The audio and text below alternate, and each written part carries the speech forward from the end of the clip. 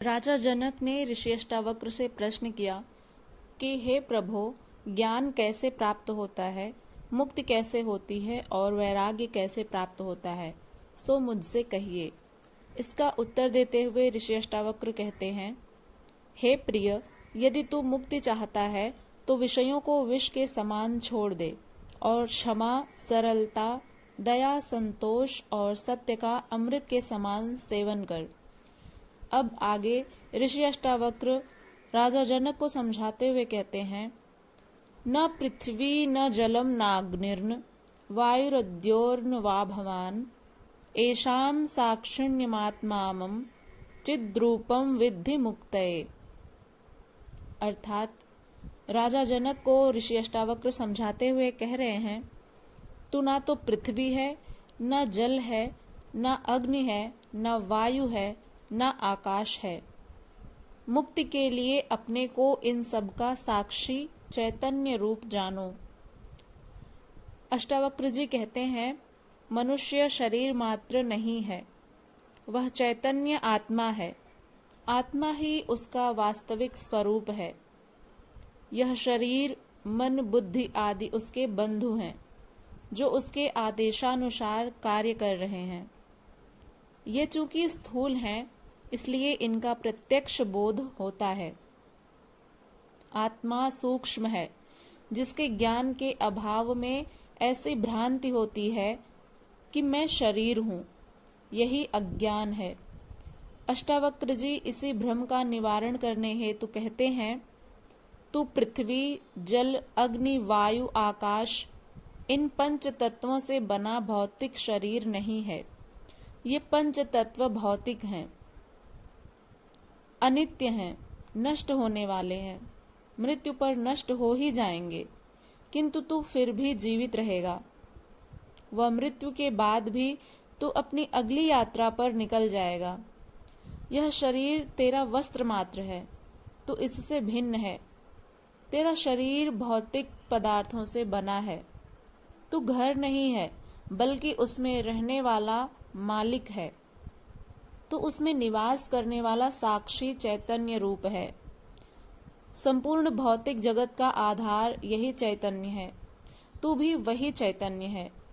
अपने को भौतिक शरीर समझने की जो तुझे अनेक जन्मों के अभ्यास के कारण भ्रांति हो गई है, उसे मिटाकर अपने को साक्षी चैतन्य रूप जानो। यही ज्ञान है। यदि तू उस समस्त दृश्य प्रपंच का साक्षी या दृष्टा बन जाता है तो तुझे आत्मबोध हो जाएगा। यही सूत्र है, जिसे पकड़ने पर अन्य कोई साधना आवश्यक नहीं रह जाती। अष्टावक्र जी राजा जनक को आत्मबोध कराने के बाद मुक्ति के लिए कहते हैं, जो राजा जनक का दूसरा प्रश्न है कि मुक्ति कैसे होती है।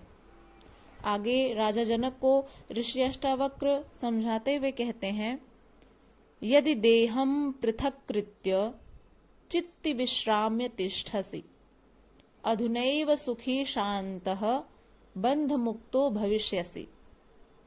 अर्थात यदि तू देह को अपने से अलग कर और चैतन्य में विश्राम कर स्थित है तो अभी ही सुखी, शांत और बंधन मुक्त हो जाएगा। इसकी व्याख्या करते हुए ऋषि अष्टावक्र और अच्छे से समझाते हुए राजा जनक से कहते हैं, वैराग्य होने से पात्रता आएगी, फिर गुरु द्वारा तत्व ज्ञान का बोध कराए जाने पर प्राप्त होगा आत्मज्ञान। किंतु मुक्ति के लिए केवल आत्मज्ञान ही पर्याप्त नहीं है। यह निश्चय हो जाना कि मैं शुद्ध चैतन्य आत्मा हूँ, मैं साक्षी हूँ, यह शरीर आदि मैं नहीं हूँ, आदि ही मुक्ति के लिए पर्याप्त नहीं है। इस आत्मज्ञान के बाद भी यदि शरीर आदि से तुम्हारा नाता बना रहा तो फिर पुनर्जन्म की संभावना बनी रहती है। अतः उसे भी मुक्ति नहीं कहा जा सकता। यह ज्ञान सविकल्प समाधि में भी होता है, जिसमें बीज रूप में सभी संस्कार विद्यमान रहते हैं। उचित वातावरण मिलने पर वह बीज पुनः वृक्ष बन सकता है। उस बीज को भी नष्ट कर देना ही निर्विकल्प समाधि है, वही मुक्तावस्था है। अष्टावक्र जी इसी मुक्ति की बात कह रहे हैं कि तू आत्मज्ञान प्राप्ति के बाद यदि देह से अपनी आसक्ति छोड़कर पूर्ण रूपेण चैतन्य आत्मा में विश्राम कर स्थित है तो अभी तो सुखी, शांत और बंधन मुक्त हो जाएगा। ऋषि अष्टावक्र कहते हैं कि यदि आत्मज्ञान की प्राप्ति हो जाती है, उसके बाद देह से अपनी आसक्ति को यदि आप छोड़ देते हैं, पूर्ण रूप से चैतन्य आत्मा में ही आप विश्राम करके स्थित हो जाते हैं, तो उसी क्षण आपको सुख का, शांति का और बंधन से मुक्त का अनुभव हो जाएगा। अपने शुद्ध स्वरूप आत्मा को जान लेना ही पर्याप्त नहीं है, उसी में निरंतर स्थित रहना यही मुक्ति है। यही निर्विकल्प समाधि की स्थिति है और इसी को ऋषि अष्टावक्र कहते हैं कि यही तुम्हारी मुक्ति है। पतंजलि अष्टांग योग में अंतिम स्थिति में समाधि की बात कहते हैं। अष्टावक्र जी पहले ही वाक्य में राजा जनक को समाधि का ज्ञान करा देते हैं। शरीर और आत्मा के मध्य ऐसे 7 आवरण हैं। योग शरीर से आरंभ करके एक एक आवरण को विधि पूर्वक खोलकर आत्मा तक पहुंचता है। अष्टावक्र जी सीधे आत्मा का बोध कराते हैं। वह बाकी सभी आवरणों को एक ही साथ नष्ट करने की बात कहते हैं। वे कहते हैं कि ये जो सभी 7 आवरण हैं, इनको खोल करके एक ही साथ नष्ट करने की बात कहते हैं। सभी आवरण वास्तविक नहीं हैं, भ्रांति मात्र हैं। भ्रांति का विनाश बोध से ही संभव होता है। जहाँ कहीं भी भ्रांति रहती है, वहाँ यदि आपको बोध हो जाए तो वहीं पर उस भ्रांति का विनाश संभव होता है। जैसे इसको एक उदाहरण के माध्यम से समझते हैं। जब अंधेरे में कोई रस्सी रहती है, उसको देख करके सर्प की भ्रांति हो जाती है, लेकिन जैसे ही प्रकाश होता है तो यह बोध हो जाता है कि यह सर्प नहीं, रस्सी है। ठीक उसी प्रकार से यह जो हमारी आत्मा है, यह विषयों और भोगों से आच्छादित है। जब ये आत्मबोध के कारण विषय और आसक्ति हटती है तो हमें आत्मा का बोध हो जाता है। आत्मा के साथ अहंकार जुड़ा हुआ है। ऋषि अष्टावक्र जी कहते हैं, भ्रांति का विनाश बोध से ही संभव है। वहां कोई क्रिया काम नहीं आएगी, क्योंकि आत्मा के साथ अहंकार जुड़ा है। अहंकार से वासना पैदा होती है और वासना की पूर्ति हेतु ही उसे शरीर मिला है। यदि वासना नहीं है तो शरीर की आवश्यकता ही नहीं। योग का केंद्र शरीर है। यदि तू इससे पृथक होकर सीधे आत्म भाव में स्थित हो जाता है तो तू अभी सुखी, शांत व मुक्त हो जाएगा। कितना हृदयग्राही तथ्य है। अभी एक क्षण का भी विलंब नहीं होगा। ये वासनाएं, संस्कार, कर्म फल, कर्म भोग आदि कुछ भी बाधक नहीं है। केवल ऐसी स्थिति में स्थिर हो जाना ही पर्याप्त है। जैसे अभी हमने एक उदाहरण दिया, रस्सी में सर्प का भ्रम हो जाने पर उसे प्रत्यक्ष देखने से ही वह भ्रम है ऐसा संशय जो है वह मिट जाता है। कुछ कर्म कांड, जप तप, मंत्र साधना, हठ योग आदि की क्रियाएं इसमें नहीं करनी पड़ती। ठीक उसी प्रकार अष्टावक्र जी यह कहते हैं कि आत्मबोध ही पर्याप्त मानते हैं।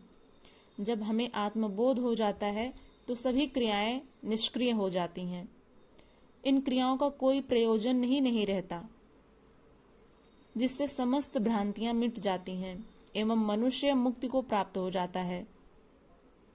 यह मुक्ति कोई स्थान विशेष नहीं है, न इसको प्राप्त करने के लिए कोई वैतरणी ही पार करनी पड़ती है, बल्कि अपनी वास्तविक स्थिति को जान लेना जो प्रत्यक्ष दर्शन से ही संभव है। इसी से समस्त ग्रंथियां खुल जाती हैं। ये सभी ग्रंथियां अज्ञान की ही हैं। शिव गीता में भी कहा गया है, मोक्षस्य न हि वासीस्ति न ग्राम्यांतरमेव वा अज्ञान हृदय ग्रंथिर नाशो मोक्ष इति स्मृतः। अर्थात मोक्ष का किसी लोकांतर में, गृह या ग्राम में निवास नहीं है, किंतु अज्ञान रूपी हृदय ग्रंथि का नाश ही मोक्ष कहा जाता है। मोक्ष जो है वह किसी लोकांतर में, घर में, गांव में निवास नहीं करता, किंतु अज्ञान रूपी हृदय ग्रंथि का नाश यही मोक्ष कहलाता है। जो चैतन्य आत्मा में विश्राम कर ठहर गया वही मुक्त है। सभी कर्म शरीर व मन के हैं। हम जितने भी कर्म करते हैं वे सब हमारे मन के द्वारा और हमारे शरीर के द्वारा संपन्न किए जाते हैं। जो शरीर और मन के प्रति आसक्ति रखता है उसी के कर्म बंधन का कारण बनते हैं। आत्मा का कोई बंधन नहीं है, वह कर्ता नहीं है, दृष्टा है। दृष्टा कभी कर्म बंधन में नहीं बंधता। ये सभी भोग, कर्म, अहंकार, लोभ आदि शरीर व मन के धर्म हैं, आत्मा के नहीं। जो अपने को आत्मा मानकर शरीर से अपना संबंध छोड़ देता है वह मुक्त ही है।